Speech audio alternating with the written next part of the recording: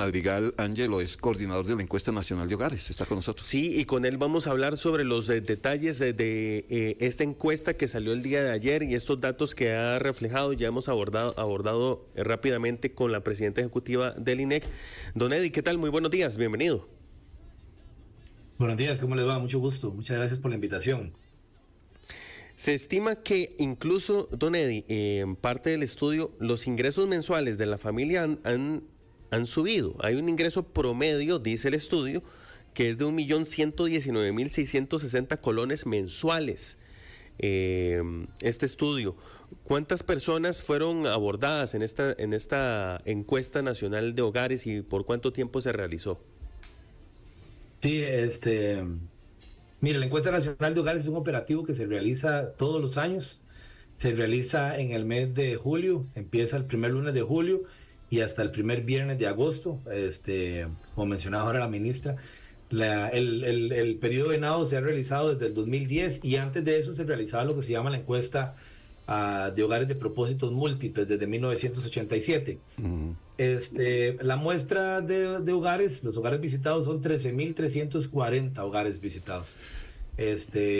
Tenemos una tasa de respuesta para arriba del 84%, de manera que nos contestaron poco más de 10.000 hogares, ¿verdad? De manera que eso es lo que representan esos datos. Don Eddie, ahora estábamos destacando lo positivo, el hecho de que haya gente que pues esté saliendo de esa línea de pobreza y esté logrando mejores cosas, pero también tenemos que ver el otro lado que preocupa mucho, y son regiones como la zona, creo que es principalmente Huetar, Caribe, que es la que aún los niveles de pobreza son muy altos. A nivel regional las cosas como que no marchan tan optimistamente.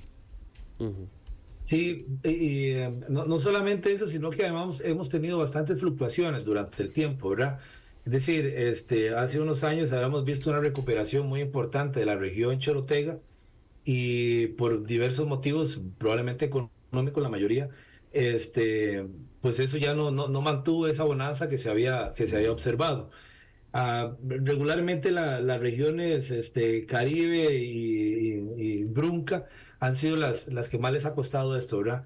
Lo cierto es que el país sigue siendo dos realidades muy diferentes, ¿verdad? Sí. El centro y las periferias, eso continúa, ¿verdad? Y de hecho esta baja en la pobreza tan importante, además la acentúa, ¿no? Porque si ves los niveles de pobreza en las que llega la región central, pues ahora son extraordinariamente más bajos que las otras regiones y seguimos con regiones para arriba de 25, llegando a 30%, ¿verdad? Entonces es verdad que es muy diferenciado. Sí, de hecho, don Eddie, estaba leyendo, la Brunca, 30% el nivel de pobreza, de 30%, y Huetar el 27%. Es decir, mientras en un lado festejemos, sí, en el otro hay demasiada gente muy mal. Era justo la pregunta que yo le quería hacer a don Eddie, porque pasa lo mismo que con las cifras de desempleo y hay que hacer el contraste. Don Eddie, por un lado, en algunos lugares de nuestro país la pobreza baja, pero por otro, la gente que estaba en pobreza extrema está cada vez más pobre.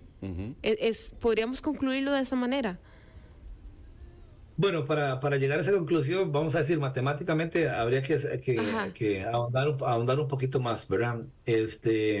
Los datos en general muestran que la baja en la línea de pobreza y el aumento en el ingreso de los deciles de menor ingreso han demostrado, o es lo que han hecho salir, ¿verdad? De hecho, lo que se llama la brecha de pobreza, que es un indicador interno dentro de la pobreza, pues se disminuyó también de manera significativa, de manera que los pobres son en realidad menos pobres, ¿verdad? Incluso la distribución de los pobres dentro de los que están dentro de la línea de pobreza también disminuyó, ¿verdad? Aquí tal vez lo que es como un poquito más complejo de entender es que cuando nosotros miramos los datos de pobreza, necesitamos diferenciar entre la condición nacional y las características propias de los hogares que están en pobreza, ¿verdad? Es decir, por ejemplo, el crecimiento que se observa en algunas de esas regiones, que son las que tienen más pobreza, el crecimiento en el ingreso es sumamente fuerte en algunas regiones y no se ve reflejado en el nivel de pobreza. Y a veces eso es complejo de poder entender, ¿verdad? Y es que hay un comportamiento particular en algunas más que otras, ¿verdad? pero un comportamiento muy diferente en el crecimiento del ingreso de los hogares de mayor ingreso y el de los menor ingreso, ¿verdad? Claro. Y eso hace un poquito complejo el análisis, ¿verdad? Por ejemplo, las tasas de desempleo, la tasa de desempleo que muestra la encuesta a nivel país en realidad no es distinta a la del año pasado, ¿verdad? No hay una variación estadísticamente significativa. Sin embargo, en los deciles de menor ingreso sí hay una baja muy importante, ¿verdad? Es decir, los hogares de menor ingreso están teniendo más acceso al mercado de trabajo.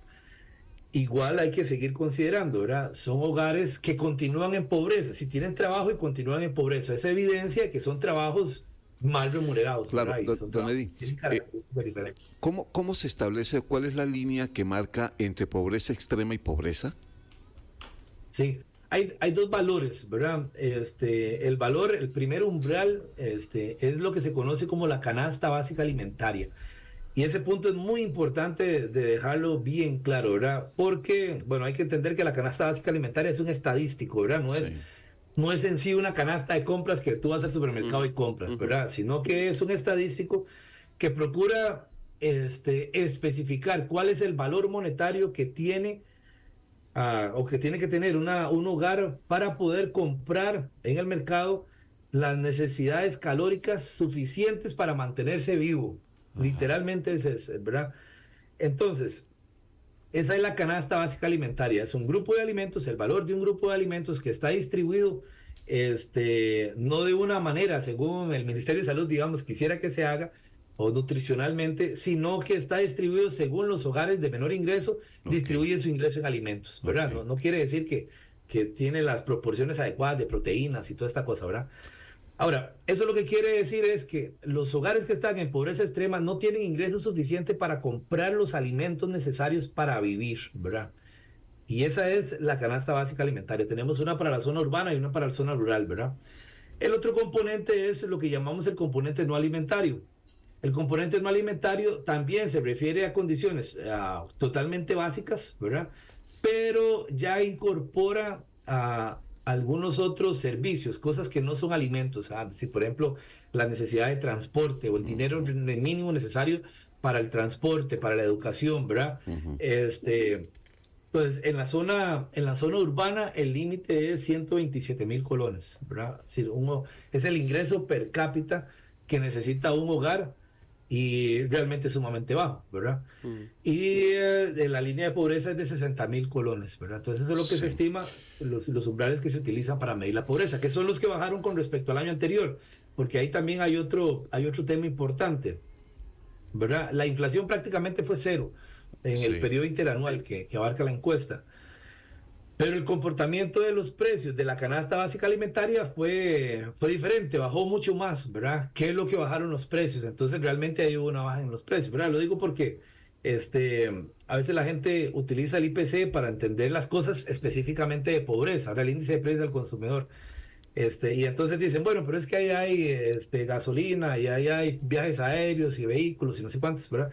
Pero en realidad los umbrales utilizados para medir la pobreza son la canasta básica alimentaria y la línea de pobreza, que tienen estas características que les explicaba y que sí tuvieron una reducción en el precio. Obviamente, don Eddie, finalmente, y aquí haciendo un ejercicio que a Angie le gusta mucho, es que ojalá pudiéramos eso que usted está explicando, ponerlo con un rostro de una familia, ¿verdad? ¿Cuál es la que vive realmente con lo mínimo? Es decir, que no tiene hoy ni siquiera para el transporte. ¿Y cuál es la línea, esa que vive en la línea por debajo, es decir, en pobreza extrema? Y la otra que es pobre, que puede comprar un poquito más, pero ese ejercicio deberíamos hacerlo nosotros a nivel profesional para comprender un poco más realmente cómo es que está viviendo una familia en pobreza en el país y lograr entender un poquito más eso que usted nos estaba diciendo, ponerle rostro, como bien nos decimos. Don Eddie, le agradecemos mucho que nos haya dado esta explicación esta mañana y compartir estos números. Para servirles, que tengan muy lindo día. Que me le vaya muy bien. Don Eddie Mora es del INEC. Esta mañana, Ángelo. Sí.